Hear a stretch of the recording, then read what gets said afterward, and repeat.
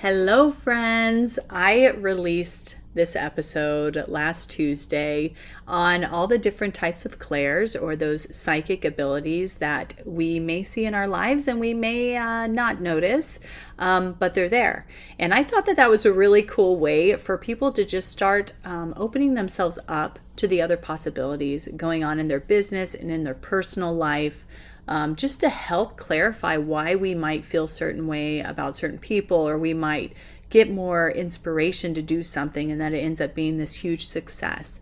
And so today I want to tie that into our lives, specifically our business, because that's what this podcast is all about. So you can see how that might be showing up for you and just being open to how else you can tune into that in order to make your business run smoother and attract the right kind of clients.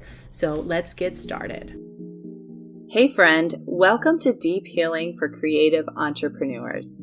My name is Aubrey Barr, and I am a subconscious release technique practitioner and photography business owner. I know you are sick of ending your day feeling overwhelmed and exhausted, and you are seeking a solution to help you feel creatively inspired and actively engaged in your business as well as personal life. In this podcast, we are going to dig into any limiting beliefs or subconscious programs that are keeping you in a space filled with anxiety and stress. This work is not a temporary solution for your life. No, this is a complete transformation. So grab your coffee or tea and let's start you on the road to healing. And let me just say, you can do this. You are worth it, and you are meant to thrive in life and business. So let's dig in. All right, friends. So last week we went super in depth into the different types of psychic abilities. We talked a little bit about how that word can be triggering for people. And so I guess the lesson here is to just be open to having some of these abilities without having to label it, but being aware that you can unblock your intuition enough that you can grow these abilities to be something that is irreplaceable in your life and in your business. And that's why I think it's so important to bring up, and it's so important to touch base on, because we can shove it under the rug all we want, but if you already have the ability to use some of these in your business and you're not using them simply because you don't want to acknowledge them, or you don't want to see the value in being able to bring in more energy into your business and life, you're doing yourself a disservice. You're in a self-sabotage cycle. And yeah, I feel like you could make life a lot easier when you incorporate these into your life. So that being said, there's probably a few of you who feel like, okay, this isn't me at all. I've never been able to do this, even though I've broken it down to show how it shows up quite lightly in a lot of people's lives. There still might be that part of you that doesn't want to see it for what it is and wants to look the other way. And this may not be the episode for you, but if you're feeling a little bit of resistance, but you're still wanting to explore it, then this is 100% the episode for you, because I am wanting to walk you through a path of unlocking some of this stuff so that you can actually use these to your benefit. Why are some reasons you may think that you could use these to your benefit? Like, I feel like that may come up for some people. Well, I'll tell you first off that when you have, let's say, clairvoyance, you have this ability to visualize better. You are able to kind of see what your goals might lead to. You might be able to see what the future holds for you if you are able to create this business that's self-sustaining, or this business that provides so much growth that your spouse can quit their job and they can retire and you can be the breadwinner because it's just so easy and effortless. Like, having that extra sight, that clairvoyance, is going to help you to so dig into that more and trust it. Okay, because if you're not trusting it, then you are kind of like avoiding it, and it just makes it harder. Why not use that to your benefit? So I can see that being a big thing for a lot of people. The other thing is claircognizance. I use that in my business every day, and not just because I am also this intuitive healer, but also like dealing with photography. Just being able to recognize your client base and what they want and what they're really looking for and what they're hearing when they read your marketing, let's say. At the basis of that is claircognizance. Okay, it's a deep knowing. Again, we may not put our fingers on it. We may not call it that. You don't have to start calling it now by that name, okay? But it's just having that understanding and that knowing. There's this huge thing that happens with artists, and I know I'm not the only one that's noticed this because I've talked about it with other artists, and they're like, oh my gosh, you're right. So when we are truly tapping into our creative intuition, there is something about getting that image or creating that piece of art that we can connect to it on a level that makes it so easy to create. We can go into a session and know the vibe that we're going to get out of it. Maybe we don't see everything the way it's going to show up. There might be a storm when we didn't think there was going to be a storm, but there's a certain emotion that we're connecting to that we can say, okay, I'm going to deliver this beautiful, like, let's say passionate, or, if we're doing like an engagement session, maybe it is passion, maybe it's like fire, maybe it's something that feels so gratifying to both people and so accepting.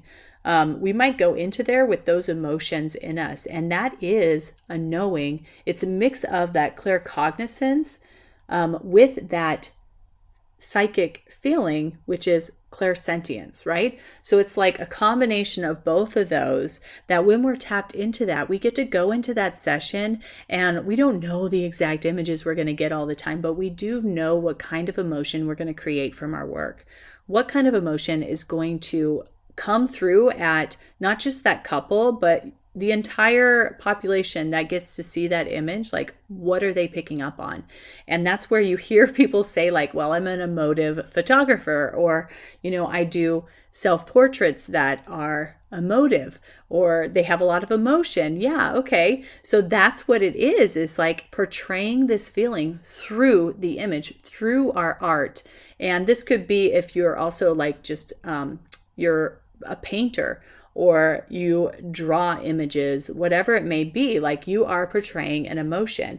And that's why I feel like artists in general have so many of these different gifts, and they're not recognizing it for what it is. And I guess you don't always have to put a label on something, but when you're not recognizing that for what it is, then when it gets blocked, you have no idea what's going on. That's where people are like, okay, I am completely burned out. Like, I can't do it anymore. It's not creating. I'm not able to create this emotion that I want to create anymore. I'm not even feeling it anymore. I'm not feeling that before I go into a session. I'm not feeling that when I get my pen and paper out, my pencil, whatever. Like, I'm not feeling that anymore. So I must be burnout. This must be what people call burnout. And I'm not here to argue with that. But if you realize that this is a psychic ability, this is one of the clairs, one of the super intuitive things that we pick up on and that were gifted to us, when you recognize that, then you could say, okay, energetically, what is going on in my life that's causing me to not be able to connect to this? And it starts to fill in all those gaps. And you don't end up in a situation where you're so burnt out, you can't work for a month, you can't take on any more clients. You're starting to dive into this idea that there's probably something in your business or in your life that's a little bit more energetic that's going on. And so I think there's a lot of power in understanding that you're using these gifts, because when they're not around and they're not active, you can really pinpoint it and say, okay, what can I do to fix this? Because I know there's an energetic block here. So that's what I'm really trying to portray to you guys today. What else? Okay, so also with the psychic knowing, with claircognizance, there's this ability to not only tap into your clients, but you can also sense when there's like scammy things going on, because that is something that sadly happens all the time. From the moment I started my photography business till yesterday, I have seen scams come up, and a lot of us will fall for them. But when you have that deep knowing, then you already get like a little red flag. And maybe you go along with it for a day or two, and then they say, okay, I'm going to send you money and you can send me more back. And then you start to be like, wait a second, this is not normal, right? But just being able to tap into that energetic side of things will allow you to be able to keep yourself safer and kind of operate in this world with a bunch of unknowns, right? You don't want to focus on them, but man, when you can be so connected that you catch those red flags, you're going to save yourself a lot of time. You're going to make sure you don't go through situations where you're having to report your card stolen, or just even revisit some of these situations where, we're not too proud of the moments, right? We're kind of feeling embarrassed. We're kind of feeling, a little humiliated, right? So just being able to stay in tune with yourself will allow you to avoid some of these bigger circumstances. Not everything, but some of the bigger ones for sure. And then the other thing with clairaudience, this is one that I have so much of, and that's really how I run my healing business, is through being able to hear people's thoughts and people's programs coming through. When I connect to them, I don't just hear random things a lot because I am super sensitive to other people's energy, and I don't purposely connect to anyone that I didn't get permission to connect to. But the ability is there, and I can see this being something that you can use also. Like, I had this couple that I did a boudoir session for that, the session was just amazing. It just went so well. Right. But there was some, and you get people that are doing a session like that. There's some insecurities there. There's some vulnerabilities there. There's different things going on like that. And me just being able to connect and knowing like she's thinking this about her body, or she really doesn't like this kind of thing, even though she's not saying it, I can totally use that for my benefit and help direct them into things where they're feeling safe and they're feeling sexy, or they're feeling, beautiful, whatever it may be. And you can say this about any kind of portrait session, even just like headshots, right? Like, we really crave that moment where we as artists get to show this person, we get to show our client what they look like to the rest of the world. And we really want that to be in line with what they desire. Now, you're not going to be able to do this for everybody, because a lot of people have deep insecurities where honestly, they're never going to be happy with what shows up.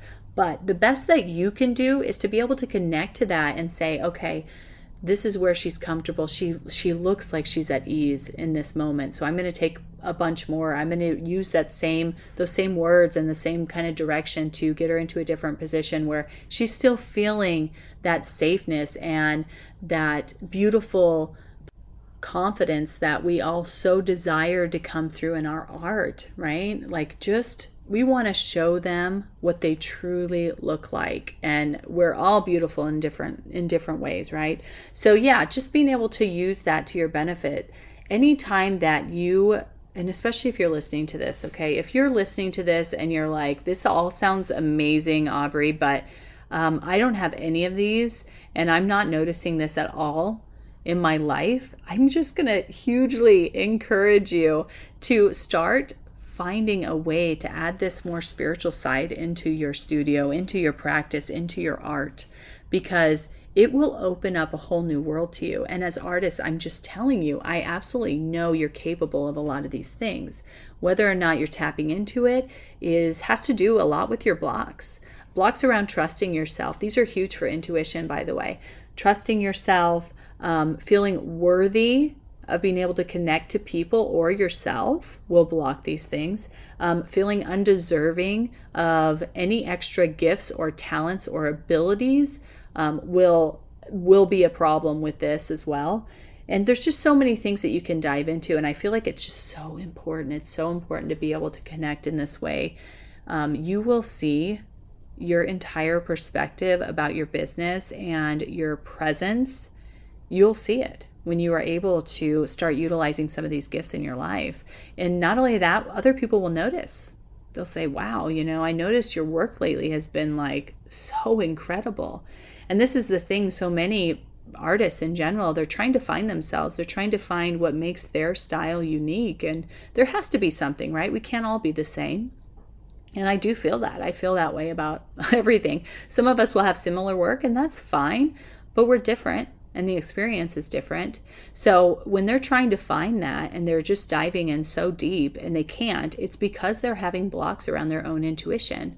It's nothing else. It's not the class you took. It's not, your mentor. It's not, not the lack of knowledge behind the camera, or the lack of knowledge behind trying to do techniques that you can't do or whatever. It's none of that. It's really a problem from inside. All right, that'll close it up for me, okay? That's my part 2 on why and how you can use this in your business.